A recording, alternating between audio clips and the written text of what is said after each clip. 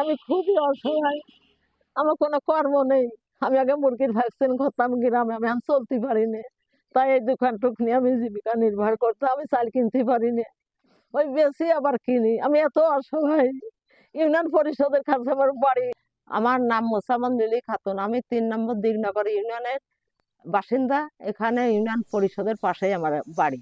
আমার বাড়ি বলতে আমার স্বামীর বাড়ি নাই, বাবার বাড়িতে থাকি আমি। তাই হচ্ছে একটা ছোটখাটো দোকান আমার একটা বোন করেছিল, সেই বোনটা ক্যান্সার রোগে মারা গেছে। মারা যাওয়ার পরে আমি নিজে অসহায়, এখন চলতে পারি না, পঙ্গু হয়ে গেছে। ওই দোকানে আমি পরিচালনা করি, শুয়ে বসে থাকি, নামাজ সালাম এখানেই পড়ি, এখানেই খাই। আমি টুকটাক ওই বিড়ি মিড়ি ডাসিরা বেচা কিনা করি। তা একজন ভদ্রলোক মানুষ হয়ে গত মঙ্গলবারের দিন এসে বলতেছে, আপনি কি কি সিগারেট হচ্ছে বিক্রি করেন? তাই বলতেছে, আমি স্টার, ব্যঞ্জন, লাখি, মানে সব তাই করি। তখন বলতেছে যে আজকে যে এই মাসে হচ্ছে সিগারেটের ছাড় গেছে, তা আপনি জানেন? তা আমি বলতেছি না, মে মাসে তো আরো দাম বাড়ার কথা শুনেছি।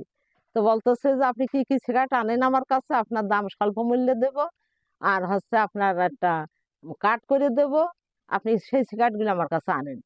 তো আমার ঘরে কিছু ব্যঞ্জন সিগারেট ছিল আর লাখি। তো আমি 7 প্যাকেট সিগারেট বের করে নিয়ে আসলাম। উনি সিগারেটের গাও ধরে ধরে টাইম দেয়, দেখতেছে তার কত নাম্বার কত কি এইভাবে দেখতেছে। দেখতে দেখতে আমি বলতেছি, দেখা হলে দেন, আমি রাখি। তো বলতেছে যে না, এটা গাড়ি আসতেছে, গাড়ি আসলে পরে আমি চেঞ্জ করব। আর আপনি এটা কাট করবো, আপনি স্বল্প মূল্যেই আপনি কিনতে পারবেন, আপনি গরিব মানুষ। তাই বলতে, দেখেন আমি খুব অসহায়, আমার ছেলে মেয়ে স্বামী সন্তান কেউ নেই। আমার স্বামী মারা গেছে, বাপ মা মারা গেছে, বোনটা নিয়ে থাকতাম, সেও মারা গেছে। তো কোনো অফিসার আসেও না, কেউ বলেও না যে 2 টাকা কম দিই। তা 2 টাকাও কেউ কম নেয় না আমার কাছে। তো তাই বলে বলতেছে ঠিক আছে, আপনার কার্ড করে দিচ্ছি। তাই বলে বললো যে আপনি একটা আইডি কার্ডের ফটোকপি নিয়ে আসেন ঘরেতে। তো আমি আবার আইডি কার্ডের ঘরেতে ফটোটা আনতেছি, আমার বাড়ি মানে এখানে কেউ ছিল না। আইসে দেখি যে সেই সিগারেট গুলো নিয়ে মোটর সাইকেলে উঠে চলে গেছে। সে শার্ট প্যান্ট পরে একটা অফিসার পরিচয় দিয়েছিল যে আমি এরিয়ার ম্যানেজার, আমি এই কোম্পানির থেকে আসছি।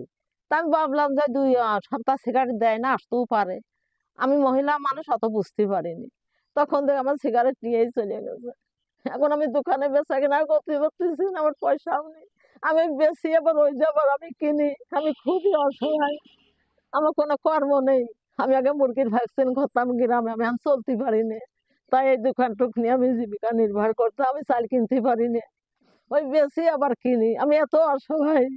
ইউনিয়ন পরিষদের কাছে আমার বাড়ি। আমরা বিএনপির পরিবারের, কি আমলিগ পরিবারের সন্তান। আমার বাবা মা মারা গেছে, আমার সন্তান নেই। তাই আমার 1 কুটো চাল বা একটু সাহায্যটা বিজেপির কিচ্ছু আমার দেয় নাই ভোট থেকে আমার। তাই বললি বলে যে তোমরা হাসা আমলিগ করো। তাই আমি বলি যে আমি তো অসহায়, আমি তো কোনো দল করি না, আমি রাজনীতি করি না, আমার তো সন্তান নেই, আমার স্বামী নেই, আমি তো কোনো দল করি না, আমি পেটে না খেয়ে মরি। তো আমার চোখে কেউ দেখে না। এই লোকগুলো ষড়যন্ত্র করে আমার তাও কোনো সাহায্য করে না। তো আমি এখন অসহায় হয়ে শুধু সিগারেট বিড়ি বেশি, কিছু বিস্কুট বেশি। তা আমি পড়িয়া থাকি রাস্তা করলে, ছোট্ট একটা আমার এই ছাবড়া ঘর। তা বড় দোকানও আমার না, তার উপরে মাসে হস্তক্ষেপ করে আমার এত বড় ক্ষতি করে গেছে। তেমন আমি কোনো করি ভাবছি না, আমি ডাক্তার ওষুধ খাবো, টাকা মিলাতে পারিনি। আমি পঙ্গু, হাসপাতালে গেছিলাম যে হাড়ের সমস্যা, আমার মাথার হাড় খেয়ে গেছে। তারপরে হাতের পার ভিতরে আমার হাঁটুর ভিতরে টিউমার হয়েছে, এখন অপারেশন করলে আমি বাঁচবো কিনা জানি না। তবু বললো যে 20-25 হাজার টাকার দরকার, আমি টাকার বিনিময়ে আমি হয়তো চিকিৎসা হতে পারতেছি না। আমার মতো অসহায় মনে হয় ইউনিয়নে কেউ নেই, আমি ভাবি। কারণ আমি নিজের দেহটাও আমার সচল নেই যে আমি তাই করে খাবো, আমি কিছুই করে খাতে পারি না। তো এই দোকানটুক নিয়েছিলাম, তাও আমার এইভাবে 2000 টাকার মাল নিয়ে চলে গেছে।